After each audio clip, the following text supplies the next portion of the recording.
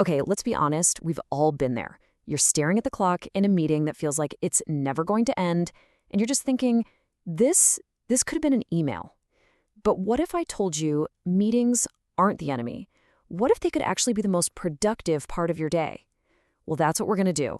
We're going to break down how to master the art of the meeting and turn those frustrating hours into super focused, results-driven sessions. Oof.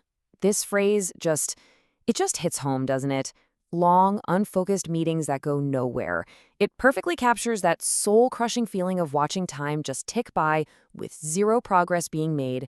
It's a universal pain point in pretty much any job, but here's the good news. It is a completely solvable problem. So, first things first, we have to actually understand the problem. Let's call it the meeting black hole. That weird dimension where hours of our work week just seem to vanish without a trace. Before we can fix our meetings, we've got to understand why they go so wrong in the first place. Look at this. This is the choice we face with every single meeting we schedule. On the left, that's the familiar chaos, right? It's unfocused, no decisions get made, and everyone leaves feeling totally drained. But on the right, that's the dream. That's an action-oriented group with clear outcomes driving real progress. This whole explainer is about building a bridge from the left side of this slide to the right. So, how do we build that bridge? Well, it all starts way before the meeting is even on the calendar. We're going to call this our pre-flight checklist. Think about it. A pilot would never ever take off without checking their instruments. You shouldn't start a meeting without doing the same kind of prep. This, right here, is the secret weapon.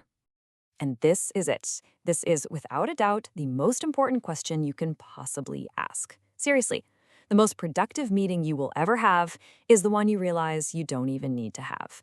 So before your finger even hits send on that calendar invite, just pause for a second and honestly ask yourself this question. And here's a really brilliant way to figure that out. Just run your idea through this filter. Can this whole thing be handled over email or in a shared doc? If so, do that. Meetings should be saved for the stuff that truly needs people talking in real time, for collaboration or to hash out a big decision. All right, so you've run it through the filter and decided, yep, this meeting is necessary. Great. Your prep now boils down to these 3 simple non-negotiable steps. Define the agenda, invite the right people, and choose your process. If you can get these 3 things right, you are already 80% of the way to having a fantastic meeting. Let's be real for a second. A meeting without an agenda isn't a meeting at all. It's just a conversation hoping for a purpose. A great agenda is like a roadmap. It tells everybody why they're in the room, what you're going to talk about, and, this is the most important part, what success looks like by the end of it. Okay, next up, who actually needs to be there? For this, we can borrow a fantastic rule of thumb from Amazon's Jeff Bezos, the 2-pizza rule. The logic is so simple. Never hold a meeting where 2 pizzas couldn't feed everyone in the room. Now, it's not really about the pizza, it's about the psychology. When groups get too big, people start to think, oh, someone else will handle it. And that individual accountability just plummets. This rule is a great gut check to keep your invite list lean, focused, and effective. Okay, so your prep work is solid. The foundation is totally laid. But how do you make sure the meeting itself doesn't just fly off the rails? Well, that is all about executing with precision. You want to know the single biggest killer of a meeting's momentum? A total lack of structure. The best meetings aren't just free-form chats that wander all over the place. No way. They are guided discussions, intentionally designed to get from point A to point B to a final decision. Structure is your guardrail against all those tangents. And the best part is, you don't have to reinvent the wheel. Here are 3 field-tested methods from some of the best in the business you can add to your toolkit. You've got the 5-5-5 method, which forces extreme focus, Steve Jobs' rule, which is a constant reminder to be ruthless about who you invite, and Richard Branson's stand-up rule, just a simple physical change that creates a sense of urgency. Feel free to mix and match these to see what works for your team. Now, this might seem like a really small detail, but I promise you it is absolutely critical. A meeting without a designated note-taker is basically a meeting where ideas go to die.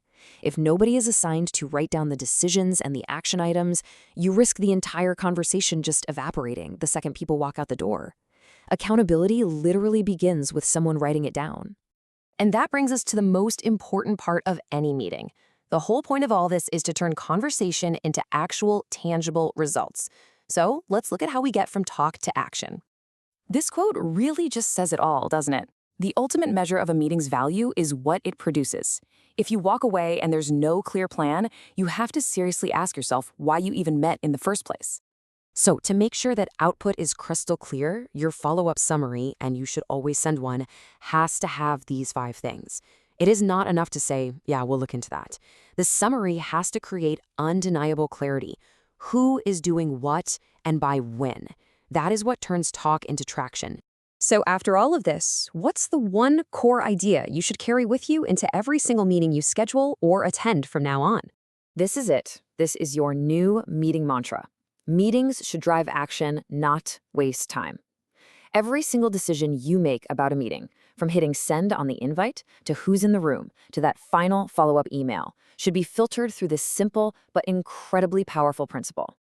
And that's our breakdown. But look, knowledge is only powerful when you actually apply it. So I'm going to leave you with a challenge. Look at your calendar for the next few days. Which single meeting are you going to apply these principles to and completely transform for the better?